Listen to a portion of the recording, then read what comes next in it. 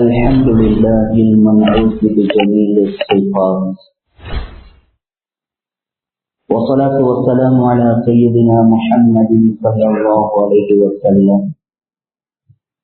المبعوث بالهدى ودين الحق ليظهره على الدين كله ولو كره الكافرون،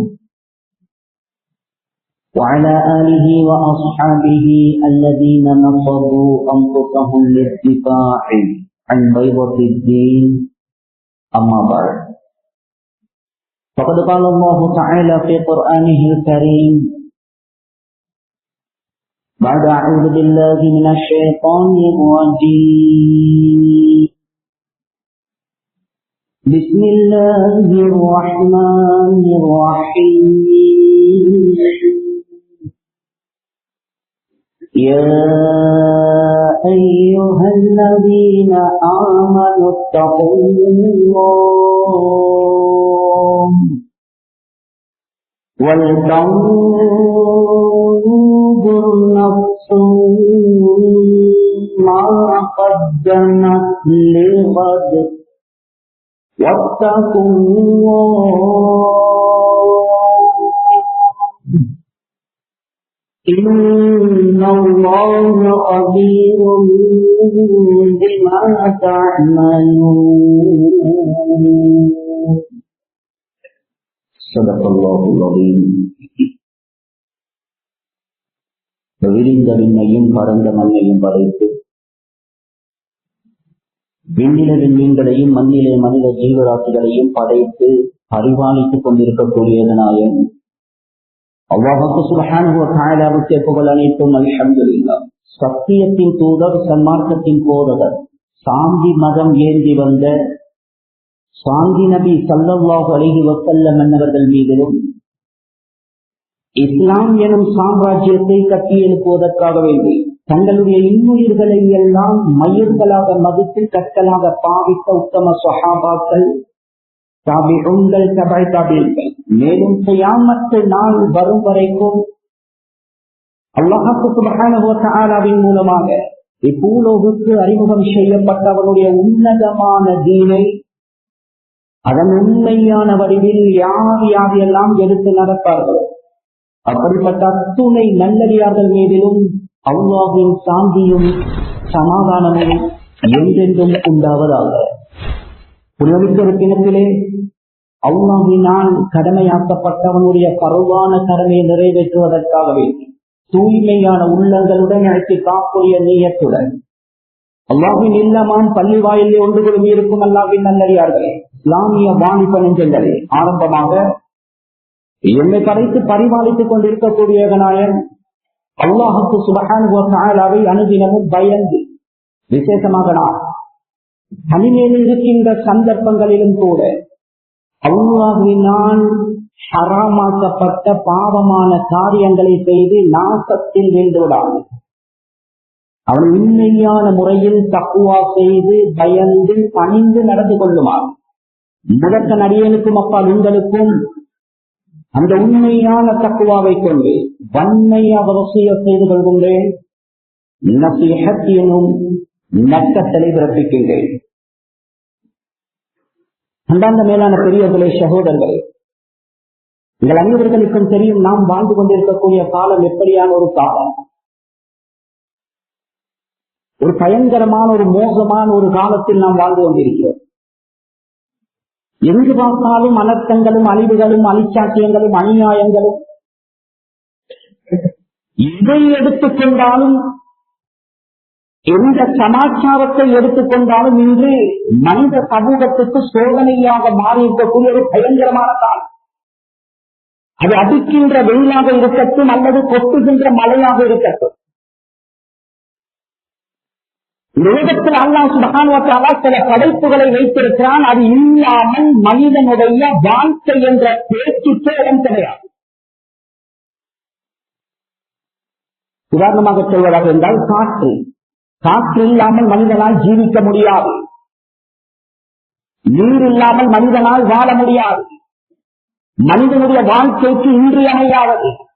ஆனால் எப்படிப்பட்ட ஒரு யுகத்தில் வாழ்ந்து கொண்டிருக்கிறோம் என்றால் இந்த படைப்பு மனிதனுடைய வாழ்க்கைக்கு இன்றியமையாததோ அந்த படைப்புகளை இன்று மனிதனுக்கு எதிராக எதிர்நீச்சல் போடப்பட்டு சோதனையாக மாறி இருக்கக்கூடிய ஒரு பயங்கரமான காலம். பயங்கரமான காலம். சுருக்க சொல்வதாக இருந்தால் ஹதீஸுடைய கண்ணோட்டத்தில் எந்த காலத்தை ரசூலுல்லாஹி ஸல்லல்லாஹு அலைஹி வஸல்லம் அவர்கள் இந்த உம்மத்துக்கு அச்சமூட்டி எச்சரிக்கை செய்தார்களோ, இந்த காலம் இந்த உலகத்திலே அது மோசமான அழிவுகளும் அனர்த்தங்களும் நிறைந்த காலம் என்று பட்டியல் போட்டார்களோ, அப்படிப்பட்ட ஒரு பயங்கரமான காலத்தில் நாம் வாழ்ந்து கொண்டிருக்கிறோம். கண்ணியத்துக்குரிய மேலான பெரியவர்களே, சகோதரர்களே, சோதனை நம் அன்றைய நாட்டின் ஆரம்பத்திலே ஹகீகத்தை அந்தரங்கத்தை புரிந்து கொள்ள வேண்டும். இந்த உலகத்தில் மனிதன் படைக்கப்பட்டது சோதனையோடு. அந்தரங்கம் யதார்த்தத்தை நாம் சரியாக புரிந்து கொண்டோம் என்றால் வாழ்க்கையிலே வந்து போகின்ற சோதனைகளுக்கு முகம் கொடுக்க இலகுவாக இருக்கும். மனிதனாக இந்த பூமிக்கு மேலால் பிறந்துவிட்டால் சோதனை, மௌத்து வரைக்கும் சோதனை. சில நேரம் நாம் நினைக்கலாம் சோதனை எப்பொழுது ஆரம்பிக்கிறது? ஒரு நோய் வந்ததற்கு பின்னாலா, அல்லது ஒரு அனர்த்தம் வந்ததற்கு பின்னாலா, அல்லது ஒரு வெள்ளம் வந்ததற்கு பின்னாலா, அல்லது ஒரு புயல் அடித்ததற்கு பின்னாலா, அல்லது காற்று தீ பரவி கொண்டிருக்கிறது அதற்கு பின்னாலா, அல்லது வியாபாரத்தில் ஒரு நஷ்டம் வந்திருக்கிறது சோதனை ஆரம்பிக்கிறதா? கண்ணியமானவர்களே, சோதனையுடைய ஆரம்பம் மனிதன் இந்த பூமிக்கு மேலால் பிறந்ததற்கு பின்னால் அல்ல. ரசூலுல்லாஹி ஸல்லல்லாஹு அலைஹி வஸல்லம் அவர்கள் சொன்னார்கள், ஒவ்வொரு மனிதனுடைய சோதனையுடைய ஆரம்பம் அவன் பிறந்து கஷ்டத்தை அனுபவித்ததற்கு பின்னால் அல்ல. ஒவ்வொரு மனிதனுடைய சோதனையும் அவன் பிறப்பதற்கு முன்னால் தாயுடைய கருவறைக்குள்ளே வைத்து அவனுடைய சோதனை ஆரம்பிக்கிறது. குழந்தைகள் அழுது கொண்டு பிறக்கிறார்கள். குழந்தைகள் அழுது கொண்டு பிறக்கிறார்கள். காரணம் என்ன? சில நேரம் எங்களை புத்திக்கப்படுகின்ற காரணம் என்னவென்றால் 3 கிலோ, 3.5 கிலோ, 3.25 கிலோ பருமனான ஒரு பொருள், ஒரு ஜடம் தாயுடைய கருவறைக்குள்ளே இருந்து இந்த உலகத்தை நோக்கி வருகின்ற அந்த பாதை மெல்லிய பாதையாக இருக்கிறது, சிறிய பாதையாக இருக்கிறது, நெருக்கடியான பாதையாக இருக்கிறது. எனவே 3.5 கிலோ அந்த பருமனான அந்த உடம்பை வெளியே வருகின்ற நேரத்தில் ஏற்படுகின்ற அந்த நெருக்கடியின் காரணமாக குழந்தைகள் அழுது கொண்டு பிறக்கிறது என்று எங்களுடைய புத்தி சொல்லலாம். ரசூலுல்லாஹி ஸல்லல்லாஹு அலைஹி வஸல்லம் அவர்கள் காரணத்தை சொன்னார்கள். அதனால் அல்ல, லதஜஹு ஷைத்தானு லக்ஸதன்.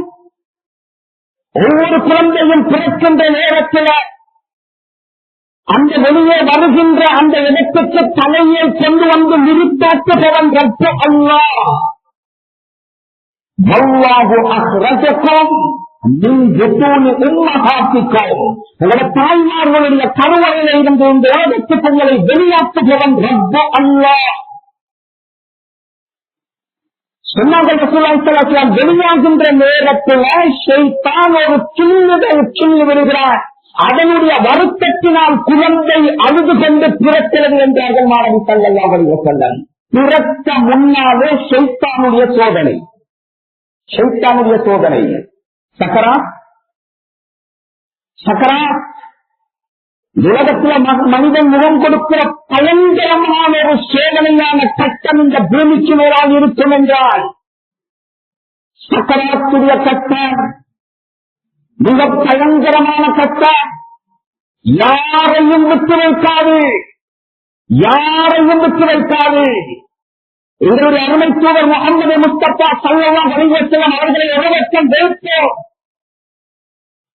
ரோகை பறிப்பதற்கு பொறுப்பு கொடுக்கப்பட்ட மனத்தில் மௌத்துக்கு கூட சக்கராத்தில் இருந்து தப்ப முடியாது என்றார்கள் நபி ஸல்லல்லாஹு அலைஹி வஸல்லம். சக்கராத், நான் சொல்ல வருகின்ற விடயம், பிறக்க முன்னால் ஆரம்பிக்கின்ற சோதனை சக்கராத்து வரைக்கும். இந்த ஹகீகத்தை சரியாக புரிந்து கொள்ள வேண்டும். அப்படி என்றால் சுருக்கம் என்ன? முழு வாழ்க்கையும் இந்த பூமிக்கு மேலால் சோதனை. கண்ணியமானவர்களே, எனவே இது கிடைப்பட்ட வாழ்க்கை சோதனை என்று போது உலமாக்கள் குர்ஆன் ஹதீஸுடைய வெளிச்சத்தில் எழுதுகிறார்கள். மனிதனாக பிறந்துவிட்டால் இந்த பூமிக்கு மேலால் சோதனை அது ஒரே தரத்திலான சோதனை கிடையாது. மனிதனுடைய அந்த பட்டியலை 3 கூட்டங்களாக உலமாக்கள் பிரிக்கிறார்கள். 3 பிரிவினர்களாக இந்த பூமிக்கு மேலால் சோதிக்கப்படுவார்கள். முதலாவது நபிமார்கள், ரசூல்மார்கள். நபிமார்கள், ரசூல்மார்களுடைய சோதனை வேறு. இரண்டாவது, அந்த நபிமார்களை ஈமான் கொண்ட முஸ்லிம்கள் சோதிக்கப்படுவார்கள், முஸ்லிம்கள் சோதிக்கப்படுவார்கள். இவர்களுடைய சோதனை வேறு. மூன்றாவது, அல்லாஹ்வை நிராகரிக்கின்ற, இணை வைக்கின்ற முஸ்லிம்கள், இவர்களுடைய சோதனை வேறு. 3 கூட்டங்களாக உலமாக்கள் பிரிக்கிறார்கள். அதுல முதலாவது கூட்டத்திலே நபிமார்கள், ரசூல்மார்கள் என்ற கூட்டத்திலே எடுத்துக்கொண்டால் 1,24,000 நபிமார்களுக்கும் ஒரே மாதிரியான சோதனை கிடையாது. அதிலையும் சராதரம் இருக்கிறது. நபிமார்களுடைய சோதனை வேறு, ரசூல்மார்களுடைய சோதனை வேறு.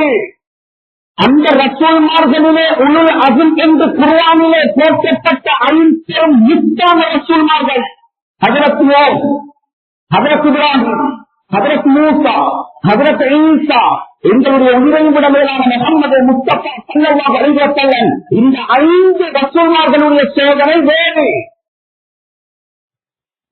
அதிலேயும் ஆச்சரியம், அந்த 5 ரசூல்மார்களிலேயும் எங்களுடைய ரசூலுல்லாஹுடைய சோதனை வேறு. நபிமார்கள், ரசூல்மார்களுக்குள்ளே தராத்தரம் இருக்கிறது. கண்ணியத்துக்குரிய மேலான பெரியவர்களை, சோதர்களை, சில நபிமார்களை, சில ரசூல்மார்களை அல்லாஹ் ஏதோ ஒரு சோதனையை கொண்டு சோதித்தார். ஹஜ்ரத் அய்யூப் அலைஹிஸ்ஸலாத்து வஸ்ஸலாம் எல்லோருக்கும் தெரிந்த சரித்திரம். நோயை கொண்டு சோதித்தார். குடித்த நோய் சாதாரணமான நோய் அல்ல, பயங்கரமான நோயை கொண்டு அல்லாஹ் சோதித்தார். 100 மனைவிமார்கள் இருந்தார்கள். 99 மனைவிமார்கள் கணவரை விட்டு விரண்டேடினார்கள். ஒரே ஒரு மனைவி மாத்திரம், ரஹ்மா என்ற மனைவி மாத்திரம் ஹஜ்ரத் அய்யூப் அலைஹிஸ்ஸலாத்தில் இருந்தார்கள். குழந்தைகள் விரண்டேறினார்கள், ஊர் மக்கள் ஒதுக்கினார்கள். அவர்களுடைய உடம்புல திருத்தவித்தது. ஊரும் அவர்களை ஒரு வனாந்தரத்துக்குள்ளே ஒதுக்கிவிட்டார்கள். சோதிக்கப்பட்டார்கள்.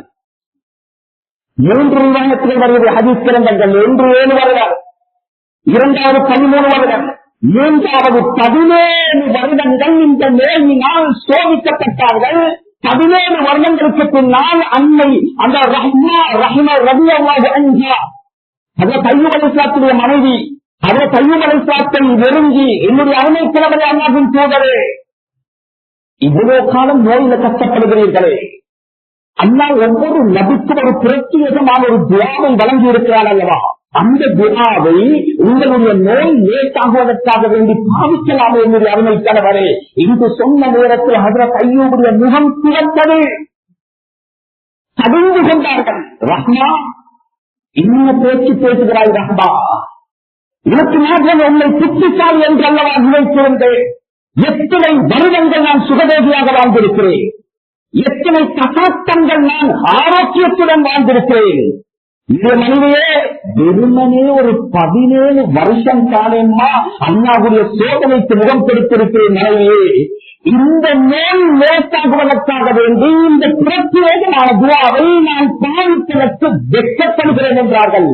ஹஜ்ரத் அய்யூப் அலைஹிஸ்ஸலாத்து வஸ்ஸலாம் ஒரு சோதனையான நேரத்தில் ஒரு மனிதன் அந்த சோதனையை எப்படி கையாளணும் என்கிறதுக்கு ஹஜ்ரத் அய்யூப் அலைஹிஸ்ஸலாத்துடைய வாழ்க்கையிலிருந்து பாடம். இந்த வார்த்தை ரப்புடைய அரிசை கட்டியது. இந்த வார்த்தை, இந்த பெருமை, இந்த அழகான இந்த பெருமையான வார்த்தை ரப்புடைய அரிசை கட்டியது. அல்லாஹ் நோயை சுகமாக்கினார். சொல்ல வருகின்ற விடயம், சில நபிமார்களை ஏதோ ஒரு சோதனையை கொண்டு சோதித்தார். ஹஜ்ரத் யக்கூபை மகனை கொண்டு சோதித்தான் யூசுப் அலைஹிஸ்ஸலாத்து வஸ்ஸலாம்.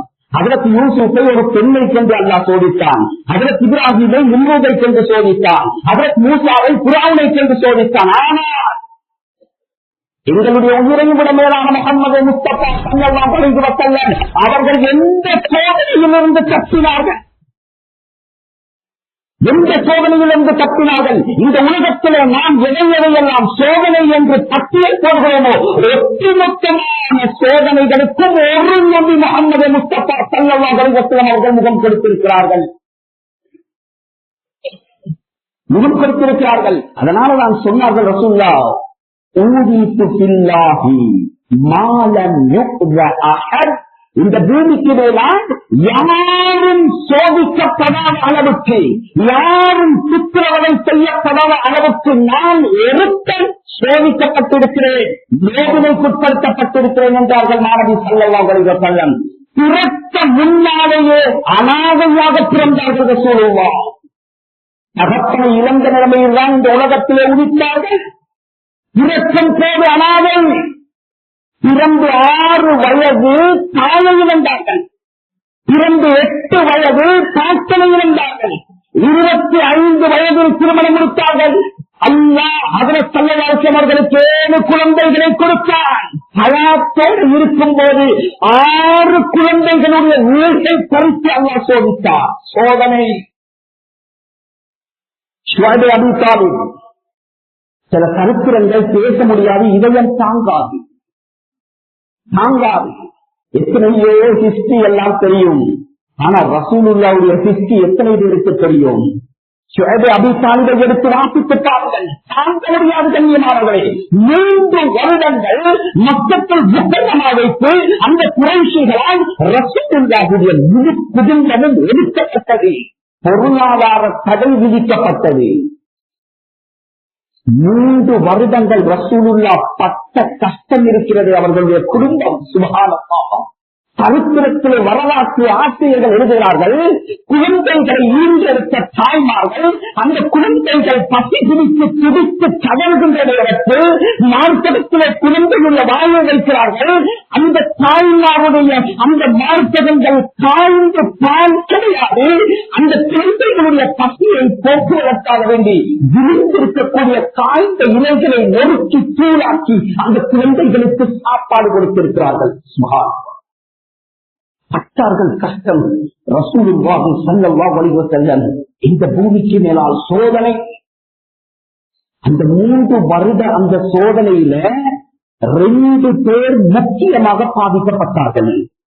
ஒன்று ரசூலுல்லாஹுடைய உயிருக்கு பாதுகாப்பாக இருந்த ரசூலுல்லாஹுடைய பெரியப்பா அபூ தாலிப் மக்காவிலே தைரியமாக நபியாக இருந்து நடைபெறுவதற்கு ஒரே காரணத்திற்காக இருந்தவர் அபூ தாலிப். அந்த ஷுவைப் அபூ தாலிப் அந்த பள்ளத்தாக்கிலே அனுபவித்த சோதனையுடைய அபாயத்தின் காரணமாக நோய்வாய்ப்பட்டார்கள். 2வது ரசூலுல்லாஹுடைய உள்ளத்துக்கு ஆறுதலாக இருந்த அன்னை ஹதீஜா ரலியல்லாஹு அன்ஹா, அவர்களும் அந்த 3 வருட சோதனையிலே நோய்வாய்ப்பட்டு 2 பேரும் வஃபாத்தாகினார்கள். 2 ரிவாயத் வருகிறது. ஒன்று அபூ தாலிப் வஃபாத்தாகி 3 நாட்களுக்கு பின்னால் அல்லது 35 நாட்களுக்கு பின்னால் அன்னை ஹதீஜா ரலியல்லாஹு அன்ஹா அவர்களும் வஃபாத்தாகினார்கள். அந்த 2 பேருடைய இழப்பின் காரணமாக அந்த ஆண்டுக்கு அந்த குறைஷ் மக்கள் சூட்டிய பேர் என்ன தெரியுமா? ஆமுல் ஹுஸன், கவலையான ஆண்டு என்று போற்றப்படுகின்ற அளவுக்கு மிக சோகமான ஆண்டாக ரசூலுல்லாஹ்வுக்கு மாறியது. முஹத்திஸீன்கள் எழுதுவார்கள், அன்னை ஹதீஜாவுடைய இலக்கை நினைத்து மாத்திரம் ரசூலுல்லாஹ் 2 வருடங்களாக தொடர்ச்சியாக அழுதார்கள். சோதனை. சோதிக்கப்பட்டார்கள். கண்ணியமானவர்களே, ரசூலுல்லாஹ் 2 கட்டங்கள்ல ரத்தம் சிந்தினார்கள். 2 கட்டங்களில். ஒன்று தாயிஃபுடைய பயணம். சரித்திரம் எல்லோருக்கும் தெரியும். ஹஜ்ஜுங்கா போனவர்கள் அந்த இடத்தில் மிதித்திருப்பீர்கள், பார்த்திருப்பீர்கள். சுப்ஹானல்லாஹ். கண்ணியமானவர்களே, மினாவுடைய மைதானத்திலிருந்து தாயிஃபுக்குள்ள தூரம் சரியாக 127 கிலோமீட்டர். 127 கிலோமீட்டர். அபூ தாலிபுடைய வஃபாத்துக்கு பின்னால் சித்திரவதைகளும் அநியாயங்களும் அழிச்சாத்தியங்களும் ரசூலுல்லாஹ்வுக்கு கட்டளையிடப்பட்டது. மக்காவில வாழ்வதற்கு அவகாசம் கிடைக்கவில்லை. திறந்தார்கள் மக்காவை, சென்றார்கள் தாயிஃபுக்கு. பசுமையான பூமி, குளிர்ச்சியான பூமி, மக்களும் சொத்தாக இருப்பார்கள், இந்துவாக இருப்பார்கள் என்று நினைத்து ரசூலுல்லாஹ் 127 கிலோமீட்டரையும் நடைபாதையில் போனார்கள். சில ரிவாயத்தில் வரலாற்று குறிப்புகள் எழுதுகிறார்கள் வரலாற்று ஆசிரியர்கள். அந்த 127 கிலோமீட்டரையும் ரசூலுல்லாஹ் செருப்பில்லாமல் நடந்தார்கள். செருப்பில்லாமல் என்ன நடந்தது? 9 கிலோமீட்டர் தூரம் ரசூலுல்லாவை கல்லால் அடித்து துரத்தினார்கள். ரசூலுல்லாவுடைய முழு உடம்பும் தகர்ந்தது. ரசூலுல்லாவுடைய முழு உடம்பும் வெடித்தது. ரத்தம் கசிந்தது. வடிந்து வந்து ரசூலுல்லாஹ் அணிந்திருந்த செருப்போடு ரத்தம் ஒட்டுகின்ற அளவுக்கு ரசூலுல்லாஹ் அடிதாங்கினார்கள், சிந்தினார்கள். இந்த பூமிக்கு மேலால் ரத்தம் ரசூலுல்லாஹி ஸல்லல்லாஹு அலைஹி வஸல்லம். இந்த சோதனை ரப்புடைய தஜல்லியா குலுங்கியது. அல்லாஹ்வுக்கு கோபம் வந்தது. அனுப்பினான் ஜிப்ரீல் அலைஹிஸ்ஸலாத்து வஸலாமை. போங்கள் ஹஜ்ரத் அலியிடத்திலே வந்தார்கள். ரசூலுல்லாஹி ஸல்லல்லாஹு அலைஹி வஸல்லம் அவர்களிடத்திலே ஹஜ்ரத் ஜிப்ரீல் அலைஹிஸ்ஸலாத்து வஸலாம் அந்த மஸ்ஜித் அக்ஸாவில் இருக்கக்கூடிய அந்த பள்ளிவாசலுக்கு முன்னால் ஒரு தோழன், அந்த தோட்டத்திலே ஒரு மரம், அந்த மரத்தை இன்று வரைக்கும் பாதுகாப்பாக இருக்கிறது. அந்த மரத்தடியிலே ரத்தம் சொட்ட சொட்ட ரசூலுல்லாஹ் கடலுக்கு அந்த முகத்தோடு அமைத்திருக்கிறார்கள். வந்தவர்கள் ஹஜ்ரத் ஜிப்ரீல் பார்த்த கடமை கேட்டார்கள், யா ரசூலல்லாஹ், ஒரு வார்த்தை மட்டும் சொல்லுங்க நாயகமே, இந்த தாய் மக்களை நான் அழித்து நாட்டமாக்குறேன் யா ரசூலல்லாஹ். இவ்வளவு ஈரக்கம் இல்லாமல் உங்களுக்கு அளித்திருக்கிறார்களே. ரசூலுல்லாஹ் வார்த்தை பேசின வார்த்தை என்ன தெரியுமா? ரசூலுல்லாஹ் பாவித்த வார்த்தை என்ன தெரியுமா? ஒவ்வொரு தாயிடத்திலே முஸ்லிம் இடத்திலே இருக்க வேண்டிய சிப்பத்தை பாருங்க. ஜிப்ரீல், வானம் ஜிப்ரீல், இவர்களை அழைத்து விடார்கள். ஜிப்ரீல் அர்ஜுல்லாக ஐயஹ்ரிஜல்லாஹு மின் அஸ்லாபிஹிம் மன் யஅ்புதுல்லாஹ வஹ்தஹு வலா யுஷ்ரிகு பிஹி ஷைஆ.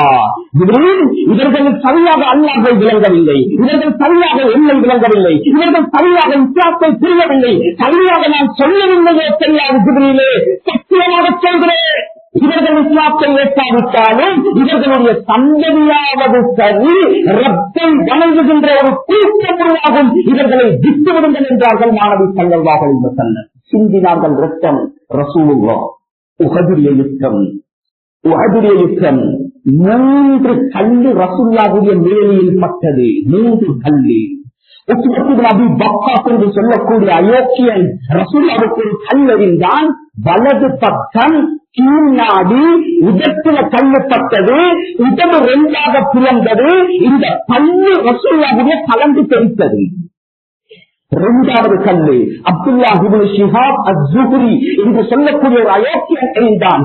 ரசூலுல்லாஹுடைய இடது கன்னத்தில் பட்டது. கல்லு 2ஆக பிளந்தது. முழு தாமதியும் ரசூலுல்லாஹுடைய இரத்தத்தால் நனைந்தது. 3வது கல்லு அப்துல்லாஹ் இப்னு தமிஆ என்று சொல்லக்கூடிய ஒரு அயோக்கியன் மிக நேரத்தில் இருந்து மலை உச்சியில் இருந்து ஒரு கல்லை ரசூலுல்லாஹை நோக்கி எறிந்தான். அந்த கல்லுடைய அடியுடைய பவர் ரசூலுல்லாஹ் இரும்பு கவசம் அணிந்திருந்தார்கள். அந்த இரும்பு கவசம் 2ஆக பிளந்தது. அதிலே இருந்த 2 கம்பி துண்டுகள் ரசூலுல்லாஹுடைய மஞ்சள் ஓட்டுக்குள்ளே இறங்கி ரத்தம் பீரிட்டு பாய்ந்தது. அட்டி தாங்க முடியாமல் ரசூலுல்லாஹ் முன்னால் இருந்த பிரம்மாண்டமான ஒரு குழியிலே மயங்கி விழுந்தார்கள். சிந்தினார்கள் ரத்தம். ரசூலுல்லாஹி ஸல்லல்லாஹு அலைஹி வஸல்லம் கண்ணியமானவர்களே, ரசூலுல்லாஹுடைய சோதனை வேறு. எதிர தப்பினார்கள். பிறக்கும் போது அனாதை. திருமணம் முடித்து மனைவியை இழந்தார்கள். திருமணம் முடித்து பெற்ற குழந்தைகளை இழந்தார்கள். சொந்த ஊரை விட்டு துரத்தி அடிக்கப்பட்டார்கள். சொந்த குடும்பங்கள் எதிரியாக்கப்பட்டார்கள். சுப்ஹானல்லாஹ், எத்தனை சோதனைகளுக்கு முன் கொடுத்தார்கள். இந்த பூமிக்கு மேலால் ஒத்தம் செஞ்சினார்கள். பிறப்பதற்கு முன்னால் ஆரம்பித்த ரசூலுல்லாஹுடைய சோதனை சக்கராத்து வரைக்கும் இந்த பூமிக்கு மேலால் கஷ்டப்பட்ட எழுத்தேன் எங்களுடைய உயிரையும் கூட மேலான முஹம்மது முஸ்தபா சக்கராத்துடைய கட்டத்தில் என்ன சொன்னார்கள்? ஆயிஷாவுடைய மடியில் இருக்கிறார்கள். ரலியல்லாஹு அன்ஹா சொன்னார்கள், ரசூலுல்லாஹ் ஆயிஷா அம்மையாரை பார்த்து, ஆயிஷா உனக்கு ஞாபகம் இருக்கிறதா? 3 வருடங்களுக்கு முன்னால் ஹைபருடைய யுத்தத்திலே ஸைனப் பின்த் ஹாரிஸ் என்ற ஈரப்பெண் எனக்கு ஒரு விருந்தோம்பல் அளித்தாள் அல்லவா? யகூதிகளுடைய ஒரு சூழ்ச்சி என்ன தெரியுமா? முஸ்லிம்களுக்கு எது விருப்பமோ அதை வைத்து சூழ்ச்சி செய்வதுதான் யகூதிகளுடைய பழக்கம்.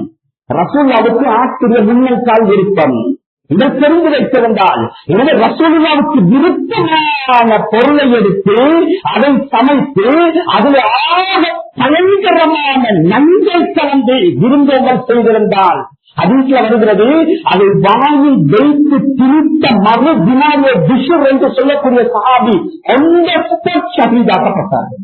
அவ்வளவு தவறான நன்றி ரசூலுல்லாஹ் வாழ்க்கையை திரித்து விட்டார்கள், நன்றி கொண்டிருக்கிறார்கள். 2 ரிவாயத் வருகிறது. ஒன்று, அந்த மாமிசம் ரசூலுல்லாஹ்வோடு பேசியது, நாளிடமே விரும்பி விடாதீர்கள், இதுக்குள்ளே நன்கு செலுத்தப்பட்டிருக்கிறது. 2வது ரிவாயத், அரிசிலிருந்து வானவர் கோவான் ஜிப்ரீல் அலைஹிஸ்ஸலாம் தனித்து நிற்க நேரத்தில் வந்தார்கள். வந்து ரசூலுல்லாஹ்வுடைய தொண்டையை பிடித்து சொன்னார்கள், யா ரசூலல்லாஹ், விரும்பி விடாதீர்கள் நாயகமே, உங்களுக்கு போஷிக்கப்பட்டிருக்கக்கூடிய அந்த மாமிசத்திலே நஞ்சை கலந்திருக்கிறான். ரசூலா சொன்னார்கள், சக்கரத்தில் ஆயிஷா, அந்த நேரத்தில் ஒரு தர்ரா அந்நிய அளவு பிரமாணமான ஒரு சொத்து அந்த நஞ்சு என்னுடைய தொண்டைக்குள்ளே போய்விட்டது. அதனுடைய அவாவை 3 வருஷமாக அனுபவிக்கிறேன்.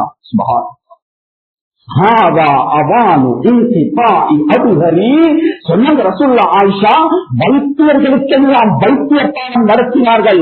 அபுஹர் என்ற ஒரு நரம்பு இருக்கிறது, அது ஹார்ட்டோடையும் இந்த முன்னம் தண்டோடையும் சம்பந்தப்படுகின்ற ஒரு நரம்பு. அதுதான் ஹார்ட்டுக்கு ரத்தத்தை இஷ்யூ பண்ணுகின்ற நரம்பு. ரசூலுல்லாஹ் சொன்னாங்க, ஆயிஷா, அந்த நரம்பு, அந்த நம்பு, அந்த நரம்பிலே ரத்தத்தை இஷ்யூ பண்ணுகின்ற நரம்பை பிளாக் என்றார்கள். நபி ஸல்லல்லாஹு அலைஹி வஸல்லம் சோதிக்கப்பட்டார்கள் சக்கராத் வரைக்கும். ரசூலுல்லாஹி ஸல்லல்லாஹு அலைஹி வஸல்லம் சோதனை, இது நபிமார்கள் ரசூலுல்லாஹுடைய சோதனை.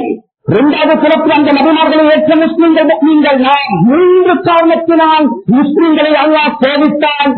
1, முஸ்லீமாக பிறந்து விட்டால் என்ற பூமிக்கு மேலால் சோதனை.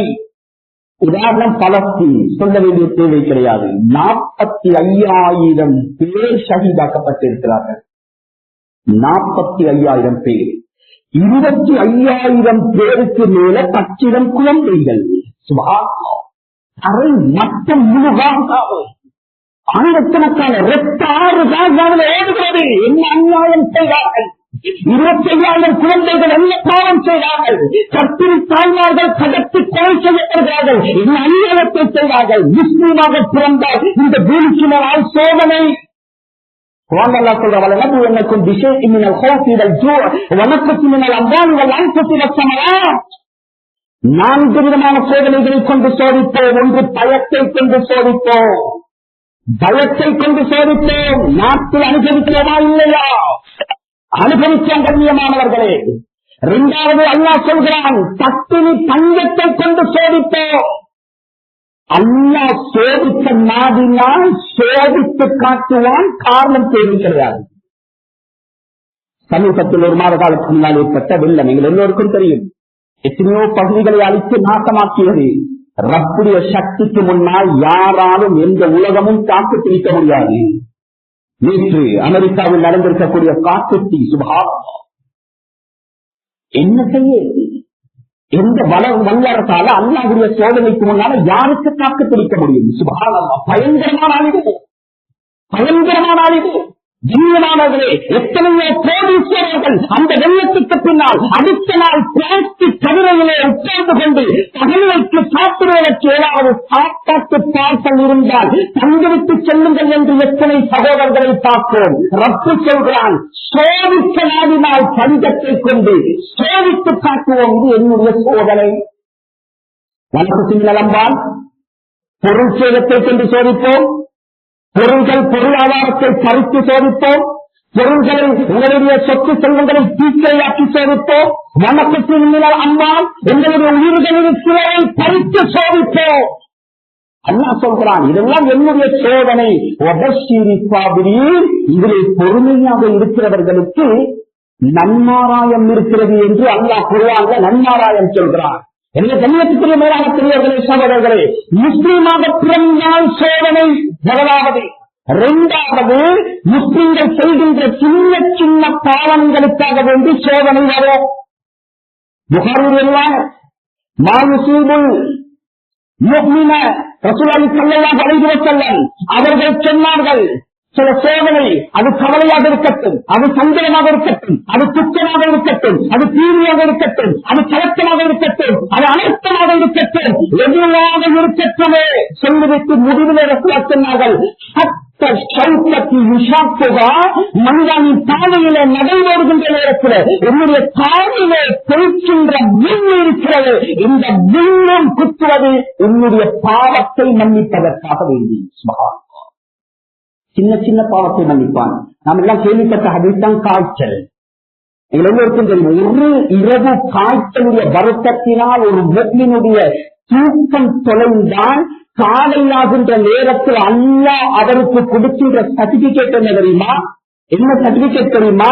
லட்சக்கணக்கான ஊசாக்கள் செலவழித்து ஹஜ்ஜுடைய காலத்தில் ஹஜ்ஜை நாடி செய்து அந்த ஹஜ்ஜுடைய கடமையை நிறைவேற்றிவிட்டு அரசுடைய பேரருக்கு வந்து இடது காலை எடுத்து வைத்து வெளியே வருகின்ற ஒரு ஹாஜிக்கு ஒரு நாள் இரவுல காய்ச்சலின் மூலமாக கஷ்டப்பட்டு தூக்கத்தை தொலைத்து காலையை அடைகின்ற ஒரு நோயாளிக்கும் எந்த வித்தியாசமும் கிடையாது. 2 பேரும் அன்று பிறந்த பாலகனை போன்று அல்லாஹ் மாற்றுகிறார். பாவங்கள் மன்னிக்கப்படுகிறது. கண்ணியமானவர்களே, 2வது, சின்ன சின்ன பாவங்களுக்காக சோதிக்கப்படுவார்கள்.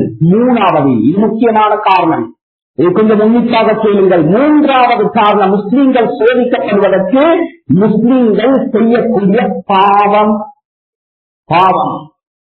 பாவத்துடைய அசராத் பயங்கரமானது. கண்ணியமானவர்களே, பாவம் சாதாரணமான விடயம் அல்ல.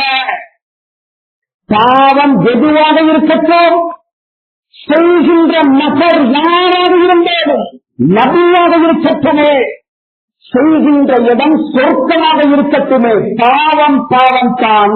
அதனுடைய அசராத் பயங்கரமானது. அதற்கு ஆதம் ஹவ்வாவுடைய சரித்திரம் எங்கே நடந்தது? இந்த சித்ரத்தில் முன்தஹா இந்தஹா ஜன்னத்துல் மஅவா. சித்ரத்துல் முன்தஹாவுக்கு மேலே ஒரு சொர்க்கம் இருக்கிறது. அந்த சொர்க்கத்துடைய பேர் அல்லாஹ் சொல்றான் ஜன்னத்துல் மஅவா. அந்த சொர்க்கத்தில்தான் ஹஜ்ரத் ஆதமையும் ஹவ்வாவையும் அல்லாஹ் வாழ வைத்தார். அந்த சொர்க்கத்திலேதான் ஆதமும் ஹவ்வாவும் தலை வைத்தார்கள். நீங்க சிட்டுக்குருவிமாறு பறந்து பட்டை கட்டுகளானால் இந்த மரத்துக்கிட்ட மட்டும் நெருங்கிடவானம் என்று ஒரு விளக்கலை தாண்டி விட்டார்.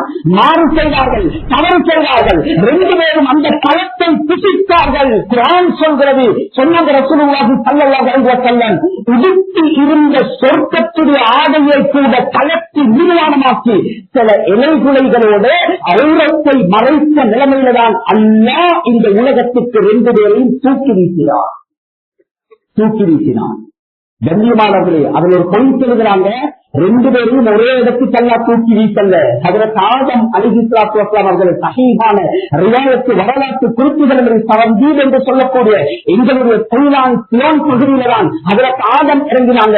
அதில் ஜித்தாவை அல்லாஹ் இறக்கியது எங்கேயும் அல்ல, மக்கத்தில் முக்கரமாவுக்கு நாம் ஹஜ்ஜை நாடி போகின்ற நேரத்தில் இறங்குகின்றன ஏர்போர்ட் ஜித்தா என்று சொல்கிறோமே, அந்த ஜித்தா ஏர்போர்ட்டுக்கு பக்கத்தில் ஒரு பள்ளிவாசல் இருக்கிறது. அந்த பள்ளிவாசலுக்கு பெயர் மஸ்ஜிதுல் ஹிஸா, மரண தண்டனை விதிக்கப்படுகின்ற பள்ளிவாசல்.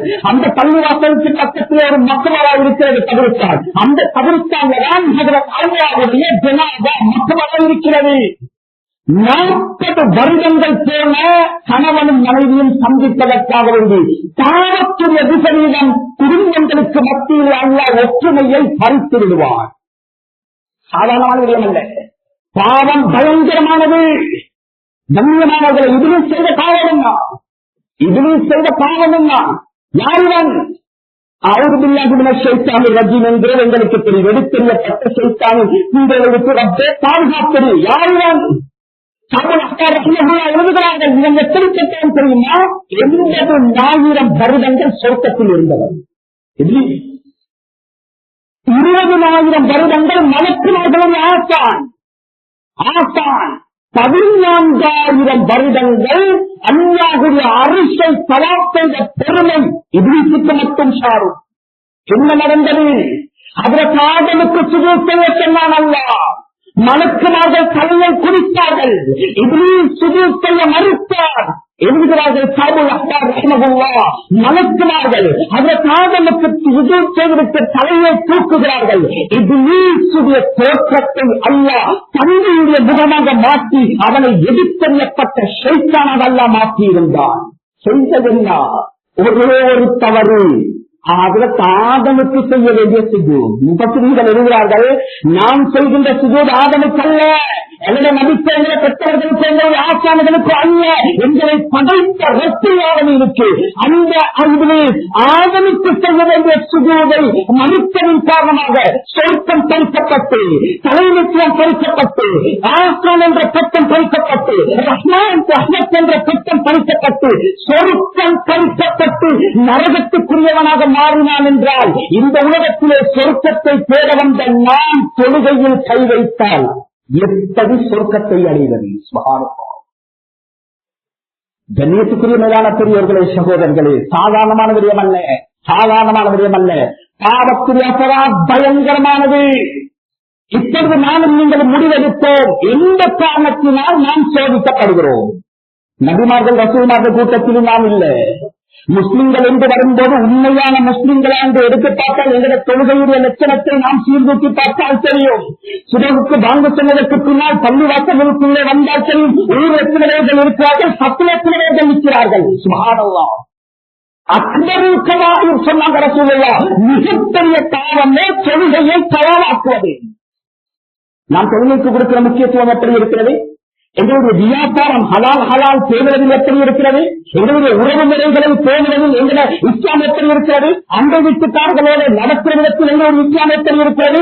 முழுக்க இஸ்லாத்துக்கு துரோகம் செய்து கொண்டு வாழ்கிறோமே கண்ணியமானவர்கள். அப்படி என்றால் உண்மையான முஸ்லீமாக வாழ்கிறோம் என்பதற்காக சோதிக்கப்படுகிறோமா என்று ஒவ்வொருத்தரும் உள்ளத்தில் கை வைத்து சிந்தித்து பார்த்தால் அதுவும் கிடையாது.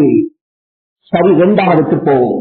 சின்ன சின்ன பாவத்தினால்தான் அல்லாஹ் சோதிக்கிறோம் என்ற பட்டியலிலே சேருவோமா என்று பார்த்தாலும், கண்ணியத்துக்குரிய மேலான பெரியவர்களே, சகோதரர்களே, இந்த உலகத்தை ஆட்சி படைத்துக் கொண்டிருக்கக்கூடிய சோதனைகளை எடுத்து பார்த்தால் அது சின்ன சின்ன சோதனையை பாவத்துக்காக வேண்டி வருகின்ற சோதனை அல்ல. எந்த பாவம் நடந்தால் இந்த உலகத்தை அல்லாஹ் அழித்தான் என்று பட்டியல் கேட்டாலே அத்தனை பாவத்துக்குள்ள தண்டனையாகத்தான் இந்த உலகத்திலே நாம் பார்க்கிறோம் சோதனைகளை. என்றால் அர்த்தம் என்ன? எதனால் சோதனை வருகிறது? நாம் செய்யக்கூடிய பாவத்தினால். புயல் கணக்கை கொண்டு அழிக்கப்படுகிறதா சமூகம்? வெள்ள பிரளயத்தை கொண்டு அழிக்கப்படுகிறதா சமூகம்? வீதி அதிர்ச்சியை கொண்டு அழிக்கப்படுகிறதா சமூகம்? ரசூலுல்லாஹி ஸல்லல்லாஹு அலைஹி வஸல்லம் சொன்னார்கள், இது சிறுவாரம் அல்ல. சமூகத்திலே ஆட்சி படைத்துக் கொண்டிருக்கக்கூடிய பெரும் பாவத்தினால் இந்த சோதனை வருகிறது என்றார்கள் நபி ஸல்லல்லாஹு அலைஹி வஸல்லம்.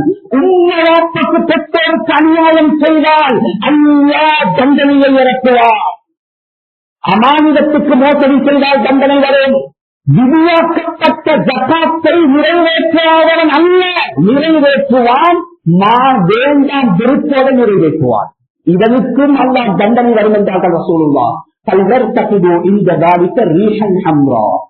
இது மாதிரி பாவங்கள் நடந்தால், ஜினா, விபச்சாரம், போதை பொருள், மியூசிக், இசை, இது சமூகத்திலே சாதாரணமாக நடந்தால் ரசூலுல்லாஹ் சொன்னாங்க, இந்த தாலிக்க ரீஹன் ஹம்ரா, நீங்கள் அந்த கட்டத்தில் புயல் காற்றை எதிர்ப்பார்கள், உங்களை அழிப்போம். வெள்ளத்தை கொண்டு அழிப்போம், மண் சரிவை ஏற்படுத்தி அழிப்போம், உங்களுடைய தோற்றங்களை பண்டி குரங்குகளுடைய தோற்றமாக மாற்றி அழிப்போம். இந்த வார்த்தை எழுதுகிறார்கள். உண்மையிலே முகத்தை அல்ல மாற்றாவிட்டாலும் அவர்களுடைய கல்விகளை பண்டி குரங்குடைய கல்வாக மாற்றுவான். அதனுடைய ரிசல்ட்டை நாங்கள் பார்க்கிறோம். பெற்ற மகன் பெற்றெடுத்த தாயை கொலை செய்கின்ற ஒரு பயங்கரமான யுகத்தில் நாம் வாழ்ந்து கொண்டிருக்கிறோம். இதற்கெல்லாம் காரணம் இதனுடைய அபராத். எனவே கண்ணியத்துக்குரிய மேலான பெரியவர்களே, சகோதரர்களே, இன்று சோதிக்கப்படுவதற்குரிய காரணத்தை நாம் 99% ஹதீஸுடைய கண்ணோட்டத்தில் சீர்தூக்கி பார்த்தால் நாம் செய்கின்ற இந்த பயங்கரமான பாவங்களின் காரணமாகத்தான் சோதிக்கப்பட்டிருக்கிறோம் என்கிறதுதான் மிக கசப்பான உண்மையாக இருக்கிறது. எனவே இதற்குரிய தீர்வு சந்திகள் இருந்து பேசுவதல்ல, கூட்டம் போட்டு பேசுவதல்ல. இதற்கு ஒரே தீர்வு, இஸ்லாம் சொல்லித் தருகின்ற தீர்வு என்ன தெரியுமா? அந்த நாம் பாவத்தினால்தான் சோதிக்கப்படுகிறோம் என்ற முடிவுக்கு வந்துவிட்டோம் என்றால் அதிலிருந்து விமோசனம் பெறுவதற்கு ஒரே ஒரு வழி, செய்கின்ற பாவத்தை விட வேண்டும், ரப்பின் பக்கம் நெருங்க வேண்டும், தௌபா செய்ய வேண்டும், மனித புனிதர்களாக மாற வேண்டும்.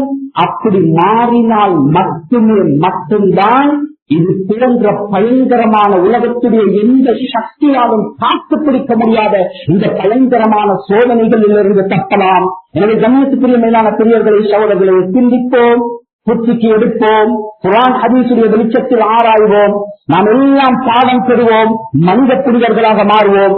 அத்துணை சோதனைகளில் இருந்தும் தப்புவதற்கு நாம் ஒவ்வொருத்தர் முயற்சி செய்வோமாக. அதற்குரிய தௌஃபீக்கை ரப்பு அல்லாஹ் எங்கள் அனைவர்களுக்கு நசீபாக்குவானாக. எங்களுடைய பாவங்களை மன்னிப்பாயா, எங்களை பெற்றவர்களுடைய பாவங்களை மன்னிப்பாயா. கஷ்டப்பட்டு எங்களை பெற்று வளர்த்து ஆளாக்கி ரத்தத்தை பாலாக தந்து கடல் கடந்து நாடு கடந்து கஷ்டப்பட்டு தியாகம் செய்து எங்களை உருவாக்கி எங்களுடைய பெற்றோர்களை கபூல் செய்து கொள்வாயா, அவர்களை பொருந்திக் கொள்வாயா, அவர்களை ஏற்றுக் கொள்வாயா, அவர்களை உள்ள ரஹ்மத்தோடு சேர்த்துக் கொள்வாயாக. ஹயாத்தோடு வாழுகின்ற பெற்றோர்களுடைய வாழ்க்கையை வளமாக்கி வைப்பாயாக. சரீர சுகத்தை நசீபாக்கி கொடுப்பாயாக. கபராளிகளாக வாழ்ந்து கொண்டிருக்கக்கூடிய எங்களுடைய பெற்றோர்கள் யா அல்லாஹ் அவருடைய கபர்களை வெளிச்சமாக்கி பிரகாசமாக்கி ஒளிமயமாக்கி சொர்க்கத்து பூங்கவனங்களாக ஆக்கி வைப்பாயாக. அவர்களுக்கு ஜன்னத்துல் ஃபிர்தௌஸை வாஜிபாக்கி வைப்பாயா. எங்களுக்கு அமானியமாக தந்திருக்கக்கூடிய எங்களுடைய மனைவி மக்களுடைய வாழ்க்கையை வளமாக்கி வைப்பாயா. அவர்களின் நோய்களை குணமாக்கி வைப்பாயா. சரீர சுகத்தை நசீபாக்குவாயா. கடைசி மூச்சு வரைக்கும் ஆசியத்தை கொடுப்பாயா. பயங்கரமான வியாதிகள் பரவிக்கொண்டிருக்கிறது யா அல்லாஹ். கண்கூடாக பார்க்கிறோம் நாயனே, அந்த நோய்களை விட்டு எங்களை பரம்பரையை பாதுகாத்திரியா அல்லா. யார் யாரெல்லாம் பாதிக்கப்பட்டிருக்கிறார்களோ சரீர சுகத்தை கொடுத்திரியா அல்லா. அதோடு பயங்கரமான விபத்துகளை விட்டு எங்களை பாதுகாத்திரியா அல்லா. கண்ணுக்கு முன்னால் நாளுக்கு நாள் பயங்கரமான விபத்துகளை பார்த்து கொண்டிருக்கிறோம் யா அல்லா.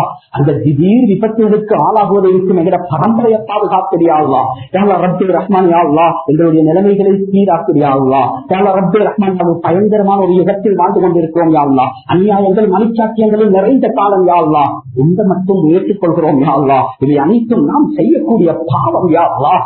ஏற்றுக்கொள்கிறோம் யா அல்லாஹ், ஒப்புக்கொள்கிறோம் யா அல்லாஹ். எங்களை நம்பிக்கை யா அல்லாஹ். உங்க ரஹ்மத் எங்கட பாவங்களை விட விசாலமானது யா அல்லாஹ். உங்க மன்னிப்பு எங்கட பாவங்களை விட விசாலமானது யா அல்லாஹ். பெற்ற தாயை விட பல கோடி மடங்கு இறக்கமுள்ள மகா கிருபையாளர் நீ ரப்பே. யா அல்லாஹ், நாம் செய்யக்கூடிய பாவத்தின் காரணமாக குற்றம் பிடித்து எங்களை சோதிக்கிறாரே யா அல்லாஹ். சுமக்க முடியாத நோய்களையும் செலவழிக்க முடியாத நோய்களை தந்து சோதிக்கிறாரே யா அல்லாஹ். பயங்கரமான விபத்துகளை தந்து சோதிக்கிறாரே யா அல்லாஹ். நாம் ஏற்றுக்கொள்கிறோம் யா அல்லாஹ். இந்த கண்கூடாக பார்க்கிறோம் யா அல்லாஹ். எந்த பாவத்துக்கு எந்த தண்டனை இறங்குமோ அந்த தண்டனை இந்த பூமிக்கு மேலால் நாளுக்கு நாள் பார்த்துக் கொண்டிருக்கிறோம். அந்த பாவத்தை விட்டும் தௌபா செய்யக்கூடிய தௌபை தரத்தியா அல்லாஹ். எங்களை பாதுகாத்திரியா, எங்களோட வாலிப சமூகத்தை பாதுகாத்திரியா அல்லாஹ். இஸ்லாத்துக்கு பிரயோஜனமானவர்களாக கபூல் செய்வதா அல்லாஹ். கடைசியாக நாயனே, இந்த அற்புதமான மிண்டர் மேலே வைக்கும் இடத்துல நாம் செஞ்சு கேட்கிற சமாச்சாரம் யா அல்லாஹ். நாம் இந்த உலகத்தை விட்டு பிரிகின்ற அந்த தினத்தை சந்தோஷமா தினமாக ஆக்கிறியா அல்லாஹ். எங்களோட நாட்டில் இருந்து கடைசியாக வெளியாகுகின்ற வார்த்தை தூய கலிமா லா இலாஹா இல்லல்லாஹ் முஹம்மதுர் ரசூலுல்லாஹ் என்ற வார்த்தையை வெளியாக்கிறியா அல்லாஹ். இந்த கண்மான்களுக்கு காட்டுகின்ற கடைசி காட்சியை அந்த சொர்க்கத்துடைய இன்பத்தை காட்டி காட்டி காட்டியா அல்லாஹ். சிரித்து சிரித்தே அந்த மௌத்துக்கு முகம் கொடுக்கக்கூடிய பாக்கியமான மௌத்தை மாத்திரம் எங்களோட முழு பரம்பரைக்கும் நசீபாக்கி தந்திருவாயாக. துஆக்களை ஏற்றுக்கொள்வாயாக. வஆகிரு தஅவானா அல்ஹம்துலில்லாஹி ரப்பில் ஆலமீன்.